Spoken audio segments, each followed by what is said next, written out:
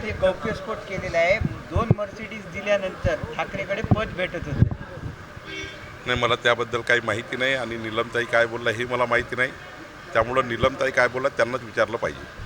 माणिकराव कोकाटे आणि धनंजय मुंडेचं रक्षण करणं हे भाजपाचं हिंदुत्व आहे का, असं उद्धव ठाकरे यांनी सवाल केला. उद्धव ठाकरे आता असेच बोलत राहतात. त्यांच्या महाविकास आघाडीच्या सरकारच्या वेळेस 1000 बाबी आमच्याकडे आहेत, पण आता आरोप प्रत्यारोपाचे दिवस नाही. आमच्या सरकारला जनतेने बहुमत दिलं आहे, प्रचंड मोठा मॅन्डेट दिला आहे. 52%च्या वर मतं आम्हाला मिळाले आहे महाराष्ट्रामध्ये. आज आमचा फोकस आरोप प्रत्यारोपावर नाही आहे. आज माननीय देवेंद्र फडणवीसचं सरकार हे आम्ही जे वचनं लोकांना दिले आहे ते वचन पूर्तीकरता आम्ही आता काम करतो आहे. आता आम्हाला आरोप कोणी केला आणि कोणी प्रत्यारोप केला पडायचं नाही आहे. आम्हाला विकसित महाराष्ट्राच्या संकल्पाला काम करायचं आहे.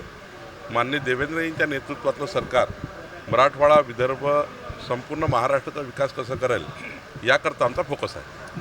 महसूल आयुक्त कार्यालय नांदेड अशी चर्चा सुरू झाल्यानंतर लातूरमध्ये विरोध सुरू झालेला नाही. एखाद्या वेळी विरोध होईल, पण आम्ही चर्चा करू.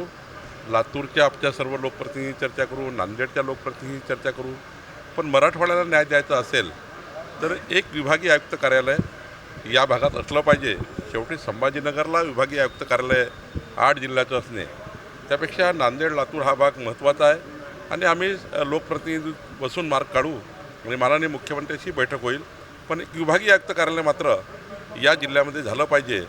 म्हणजे या 4 जिल्ह्याला न्याय मिळाला पाहिजे याकरता माझं लक्ष आहे आणि त्याकरता मी पुढाकार घेणार आहे. प्राधान्य कोणत्या जिल्ह्याला असणार आज तर सांगता येणार नाही ना. आज मला सर्व लोकप्रतिनिधीशी बसावं लागेल, माननीय मुख्यमंत्र्यांशी बोलावं लागेल, सरकार म्हणून निर्णय घ्यावा लागतो. त्यामुळे सरकार म्हणून जेव्हा निर्णय घेतो तेव्हा सर्व जनप्रतिनिधी भौगोलिक परिस्थिती काय आहे, भौगोलिक सेंटर काय होईल, कुठल्या भागात आपण जास्त सेवा देऊ शकू, कुठल्या भागातून जास्त लक्ष केंद्रित होईल, या सर्व बाबीचा विचार केला पाहिजे.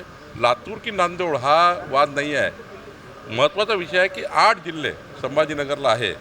मला वाटतं ते आपण डिव्हिजन केलं पाहिजे. या मताचा मी आहे. लवकरच याचा निर्णय होईल. नाही, मला वाटतं की संतोष देशमुखच्या हत्ये प्रकरणामध्ये महाराष्ट्र सरकारने ज्या ज्या बाबी पाहिजे त्या बाबी सर्व करण्याचा प्रयत्न केला आहे. काही अजून त्यांची मागणी असेल परिवाराची तीही पूर्ण करू. पण आमच्या सरकारने देवेंद्रजींनी ज्या ज्या चौकशा तिथल्या जनप्रतिनिधींनी मागितल्या, माननीय देशमुख परिवारांनी मागितल्या, त्या सर्व बाबी आमचं सरकार पूर्ण करत आहे. ज्या ज्या चौकशा अपेक्षित आहेत त्या चौकशा आमच्या सरकारने सुरू केल्या आहे. आणि मला विश्वास आहे की संतोष देशमुख यांच्या हत्येचा जे आरोपी आहेत कुठलाही आरोपी हा कोर्टातून सुटणार नाही. फाशीची शिक्षा होतपर्यंत आमचं सरकार मागे लागणार आहे आणि कुठलाही पुरावा नष्ट होणार नाही, कुठलाही पुरावा कमी राहणार नाही याची काळजी आमचं सरकार घेत आहे, माननीय देवेंद्रजी घेत आहे.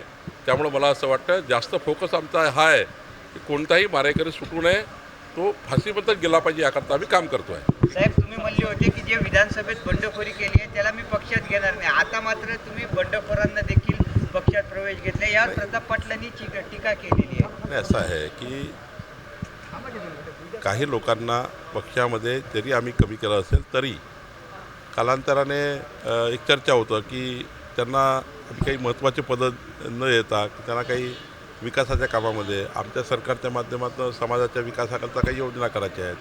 त्यांनी इच्छा व्यक्त केली आहे. तर इच्छा व्यक्त केल्यावर एखाद्या कार्यकर्त्याला संधी दिली जातं, पण आम्ही कुठल्याही पदाधिकारी त्यांना केलं नाही आहे.